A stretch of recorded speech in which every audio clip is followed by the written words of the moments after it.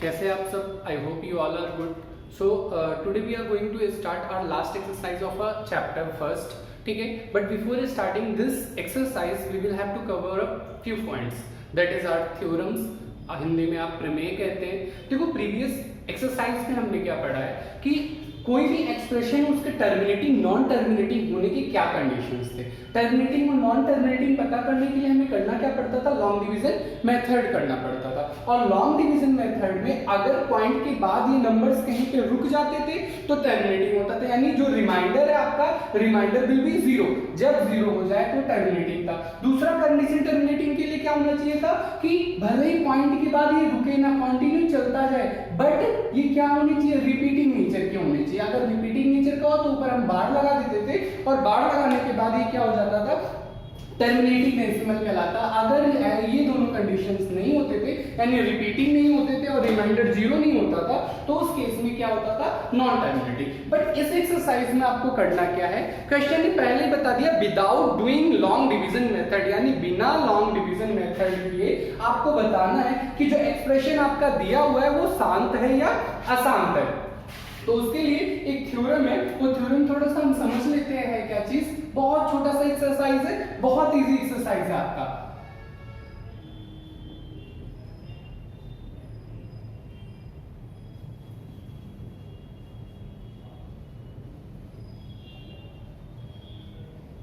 if the denominator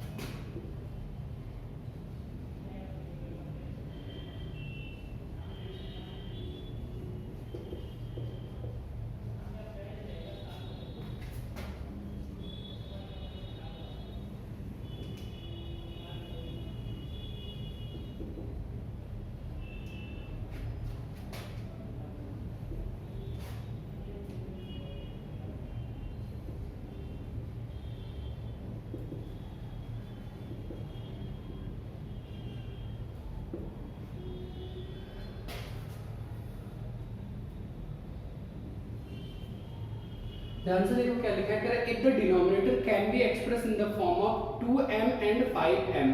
ठीक है, यानी 2 की पावर 5m हो या फिर 5 की power m, whose where m and n are non terminating, non negative integers. और जहां पे m और n नेगेटिव नहीं होनी चाहिए, इसे m और इसे n कर देते हैं कि अलग अलग भी पावर हो सकती है, सेम भी हो सकती है. ठीक है, तो वो क्या होगा? Then the decimal is terminating. तो उस कंडीशन में क्या होगा? डेसिमल टर्मिनेटिंग हो. जैसे सपोज दैट एक हम नंबर लेते हैं सर, a बाई बी कोई नंबर है.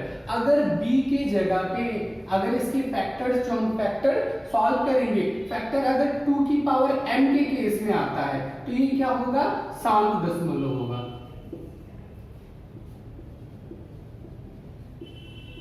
यानी इंग्लिश में हम क्या कहेंगे? टर्मिनेटिंग. टर्मिनेटिंग. ठीक है, अगर ये b के केस में क्या होगा? 2 की जगह पे 5 की पावर m होगा, उस केस में भी क्या होगा? शांत दशमलव होगा. हिंदी में आप लिख लेना कि अगर हर को हम एक बार हिंदी में मैं लिख देता हूं, देन इसे समझाता हूं आपको.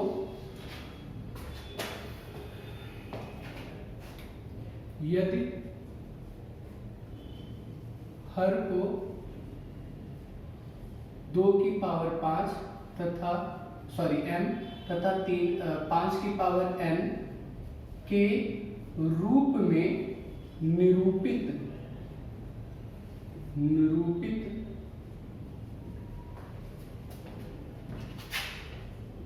कर सके तो वह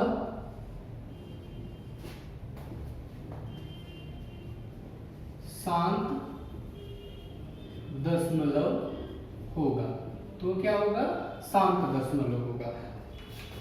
अब एक बार इस चीज को क्लियरली समझ लेते हैं.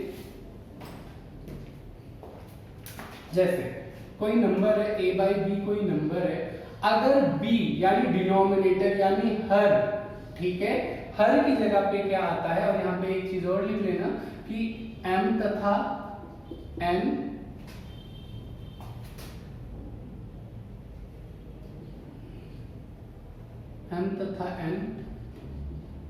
ऋणात्मक पूर्णांक नहीं है, ठीक है, m तथा n ऋणात्मक नहीं होंगे, नेगेटिव नहीं होंगे। तो हर की जगह पे अगर क्या आता है 2 की पावर m आए, m मतलब कोई भी नंबर बट नेगेटिव नहीं होना चाहिए, तो उस केस में ये क्या होगा, शांत होगा यानी टर्मिनेटिंग होगा, टर्मिनेटिंग डेसिमल होगा। अगर हर की जगह पे दूसरा कंडीशन, ये फर्स्ट कंडीशन था, दूसरा कंडीशन क्या आता है 5 की पावर m या n व्हाटएवर कुछ भी आए, तो यहाँ पे भी ये क्या होगा, शांत दशमलव होगा यानी टर्मिनेटिंग। अगर हर की जगह पे यानी डिनोमिनेटर की जगह पे 2 की पावर m आए मल्टीप्लाई 5 की पावर m आए, तो इस कंडीशन में ये क्या होगा, तब भी ये शांत दशमलव होगा, उस कंडीशन में भी ये शांत दशमलव होगा, टर्मिनेटिंग डेसिमल्स कहलाएगा। बट इसके जगह पे अगर क्या आता है, इन दोनों के अलावा 2 की पावर m है, 5 की पावर m है, मल्टीप्लाई 3 की पावर 1 हो गई या खाली 3 आ गया, तो ये क्या होगा, नॉन टर्मिनेटिंग डेसिमल यानी ये अशांत दशमलव हो जाएगा, ठीक है ना। यानी सिर्फ आना क्या चाहिए, अगर दो के पावर में आता है, 2 के गुणनखंड में आता है तो वह टर्मिनेटिंग होगा, 5 के गुणनखंड में आता है तो टर्मिनेटिंग होगा, 2 और 5 दोनों होते हैं तब भी टर्मिनेटिंग होगा। लेकिन 2 और 5 के अलावा अगर कोई तीसरा नंबर आता है तो वो क्या कर देगा, उस एक्सप्रेशन को नॉन टर्मिनेटिंग फॉर्म्स में एक्सप्रेस कर देगा, ठीक है ना। तो ये पार्ट आप नोट डाउन कर लो, then we will start our exercise.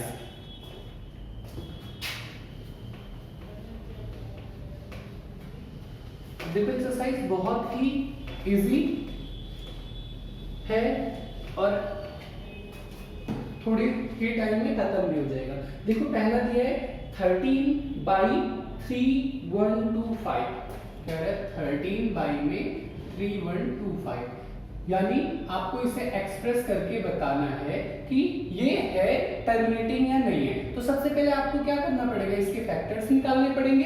इसके फैक्टर्स निकालने के लिए हम क्या करते हैं, एलसीएम निकाल देते, तो एलसीएम मेथड यानी नॉर्मल इसके फैक्टर्स निकाल लेते। साइड में यहाँ पे 3 1 2 5, लास्ट में 5 है तो 5 से डिविजिबिलिटी होगी, 5 से किया, 5 6 30 हो गया, एक यहाँ पे 12 हो गया, 5 2 10 हो गया, और यहाँ पे इससे जाएगा कितना हो गया, 25 हो गया, ठीक है। आगे फिर 5 से करते हैं, 5 से किया, 5 5 5 हो गया, 5 2 10 हो गया, 25 हो गया। फिर 5 से करते हैं, 5 2 10 हो गया और 25 हो गया। फिर 5 से करते हैं 25, देन फिर 5 से 5 5। तो इसके फैक्टर्स क्या है, यहाँ पे ऊपर वाले को आपको एक्सप्रेस नहीं करना, सिर्फ और सिर्फ डिनोमिनेटर को करना है। 5 × 5 × 5 × 5 × 5, यानी इसे हम लिख क्या सकते हैं, 13 बाई में 5 की पावर कितनी हो गई, 3 2 5 5, ठीक है। तो यहाँ पे हम स्टेटमेंट एक लिख देंगे, चूंकि बिकॉज ऑफ क्या है, द डिनोमिनेटर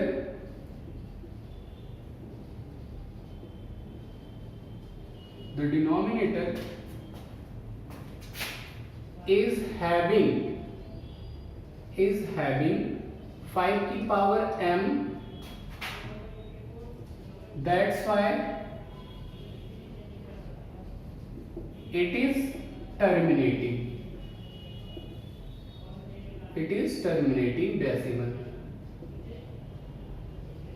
डेसिमल। हिंदी में क्या करेंगे, लिखेंगे, चूंकि हर 5 की पावर m के रूप में है, अतः यह शांत दशमलव है। ठीक है, move to the next part. दूसरा पार्ट हमारा क्या कहता है? दूसरा पार्ट है 17/8। बहुत इजी क्वेश्चन है इसके, और 2 नंबर की क्वेश्चन आपके बोर्ड में पूछ भी लिया जाता है। 17/8 सेकेंड पार्ट है 17/8। अब आपको करना क्या है? 8 को करना है। आप एलसीएम बिना के डायरेक्ट कर सकते हो। 2 2 है 4, 4 2 है 8। ठीक है, तो इसे किस फॉर्म में लिखा? 17/2 यहाँ पे लिखेंगे। It is a terminating decimal because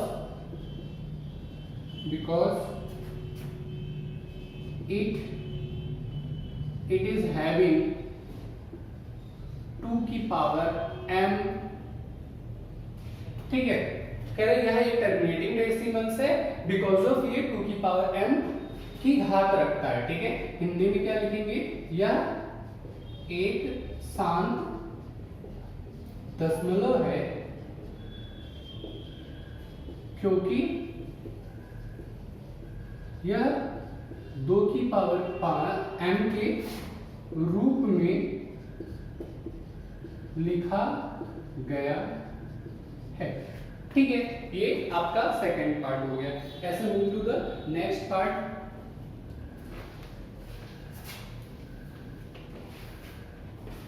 next part आपका क्या है? 64/455। 64/455 बार कंफर्म कर लेता हूँ। हाँ, 64/454। अब इसे सबसे पहले साइड में इसका एलसीएम निकाल लेते हैं। 455 के फैक्टर्स निकालोगे आप। पहले 5 से जाएगा, 5 से किया, 5 9 45, 5 1 5 91 हो गया। अब 7 से जाएगा, 7 9 7, और उसके बाद में 7 7 14, 7 1 21, 13 हो जाएगा, देन 13 हो जाएगा, 1 हो गया। ठीक है, तो इसके फैक्टर्स क्या बने? 64 बाई में 5 मल्टीप्लाई 7 मल्टीप्लाई 13। अब ये क्या है? इसे इस फॉर्म में हम लिख नहीं सकते हैं, तो यहाँ पे क्या लिखेंगे? इट इज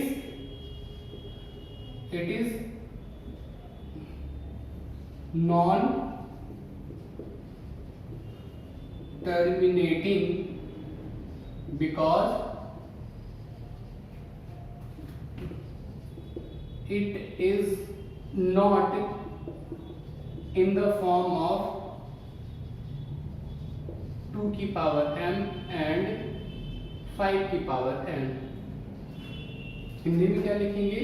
यह एक अशांत दशमलव है क्योंकि इसे 2 की घात m तथा 5 की घात n के रूप में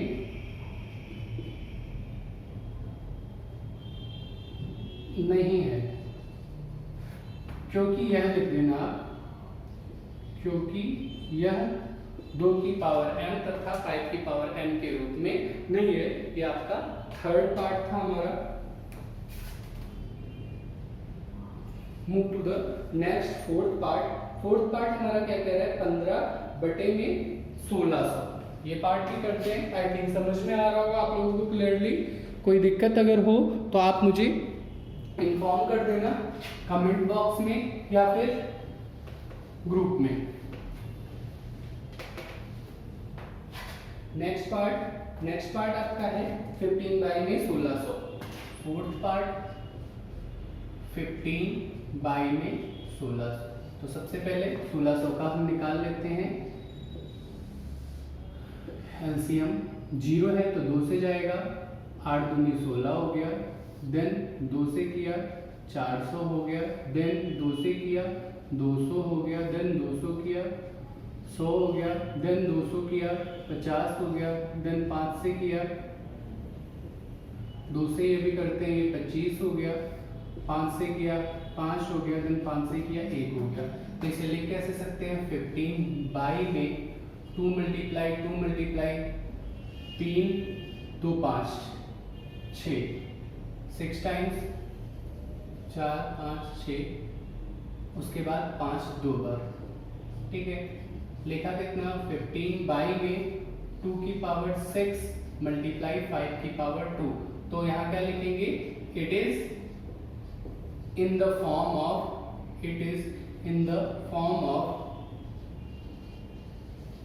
2 की पावर m एंड 2 की power n। So it is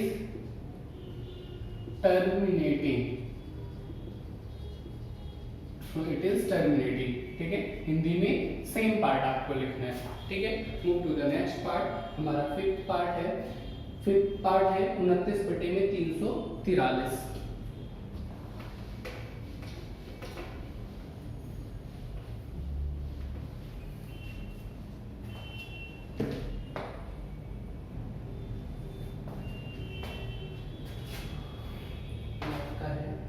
fifth part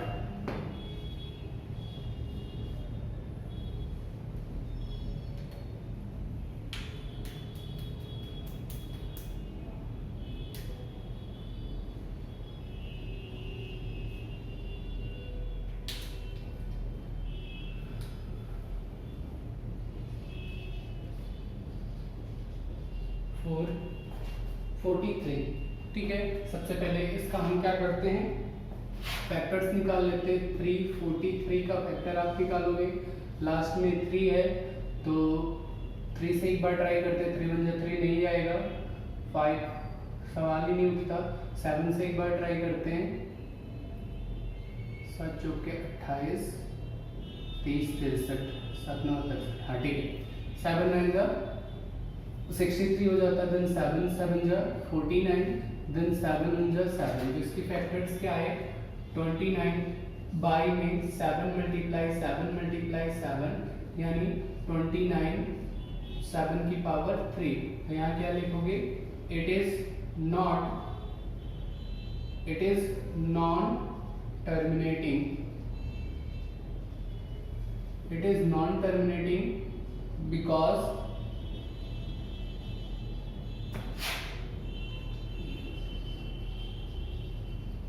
because it is not having 2 की पावर m and 5 की पावर n, ठीक है। हिंदी में क्या लिखोगे, यह एक अशांत दशमलव है क्योंकि यह 2 की पावर 5 और 2 की पावर m तथा 5 की पावर n के रूप में निरूपित नहीं किया जा सकता, ठीक है। Move to the next part.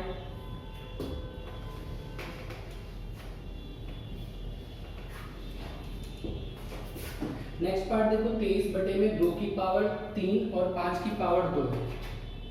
23 बटे में 2 की पावर 3 और 5 की पावर 2, 23 बटे में 2 की पावर 3 5 की पावर 2। अब देखो इसमें क्या है, 6 पार्ट में इसने तो डायरेक्ट आपको दे दिया, हमें बस उसमें पता है कि 2 की पावर है और 5 की पावर है, तो ये क्या होगा, टर्मिनेटिंग होगा। तो यहाँ लिख देंगे इट इज टर्मिनेटिंग,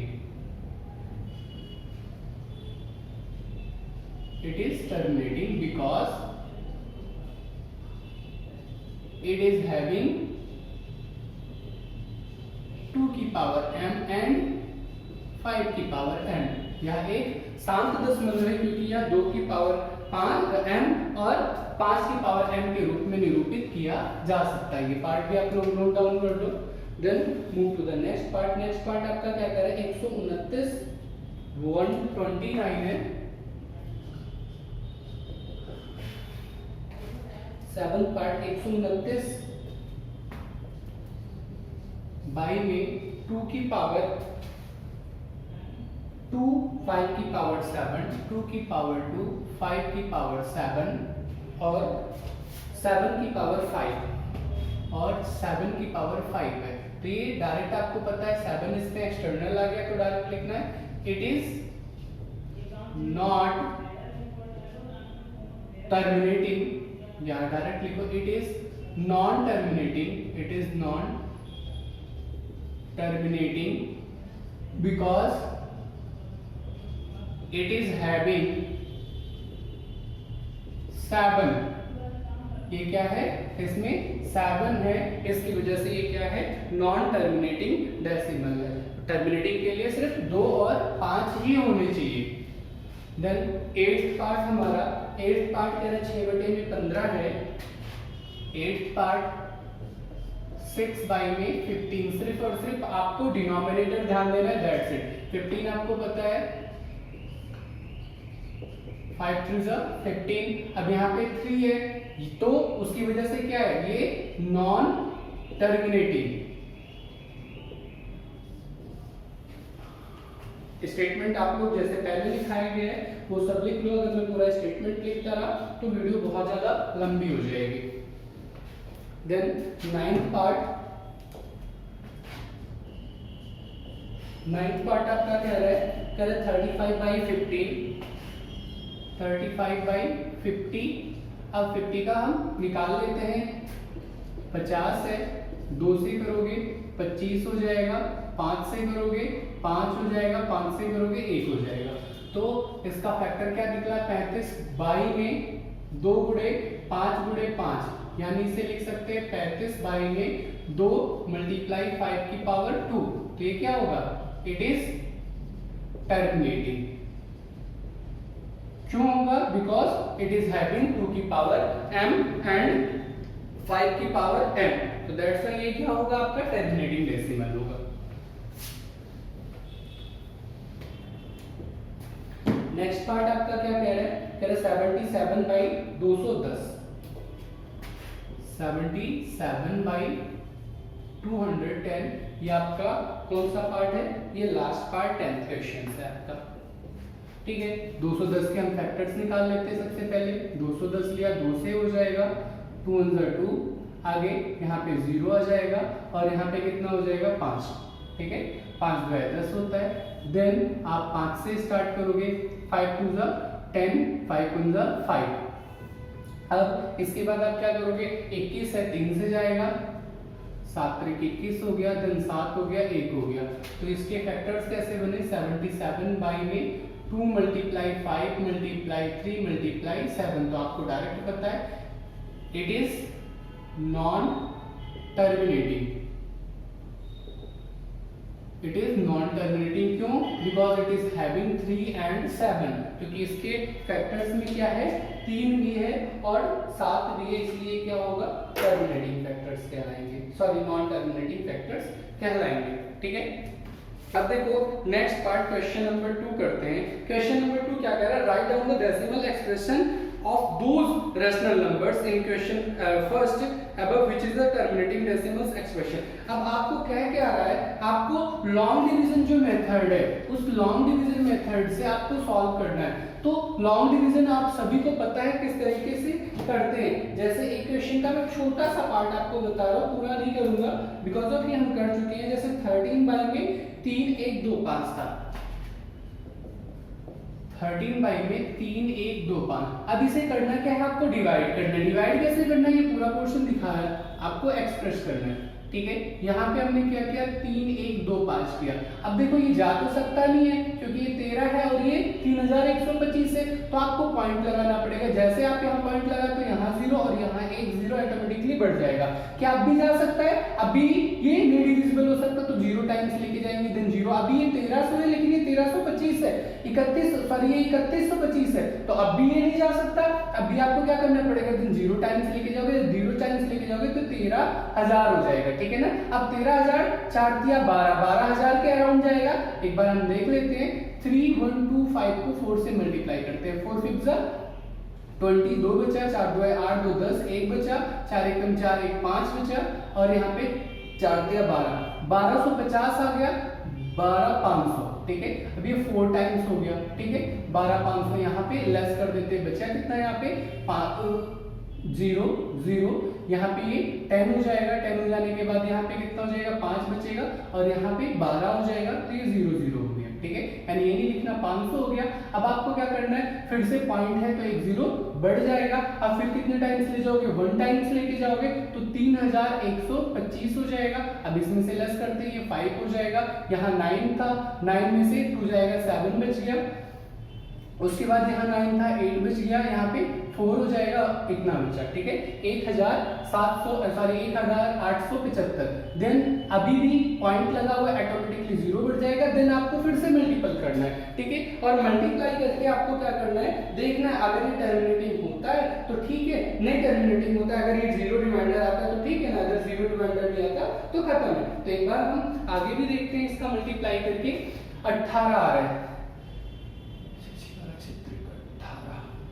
हाँ 6 से एक बार अगर हम इसे मल्टीप्लाई करते हैं, देखो डायरेक्ट आप एजम्पशन नहीं किया करो वैल्यू, अगर 6 से मल्टीपल में 6 3 18 होता है, 6 6 12 6 3 18 होता है, और 125 को 3 बार करोगे तो कितना हो जाएगा 125 को 3 से मल्टीप्लाई कर देना, ठीक है। तो वो क्वेश्चन एक बार हम चेकआउट करते हैं अलग से मल्टीप्लाई करने के अलावा। 13125 को 6 से किया, 6 पंचे 30, 3 बचा, 6 2 है 12, 13 14 15, 1 बचा कैरी, 6 कम 6, 1 7 हो गया, और 6 6 12 6 3 18, 8 8 18 750 पूरा का पूरा डिविजिबल हो गया रिमाइंडर यहाँ पे 6 टाइम।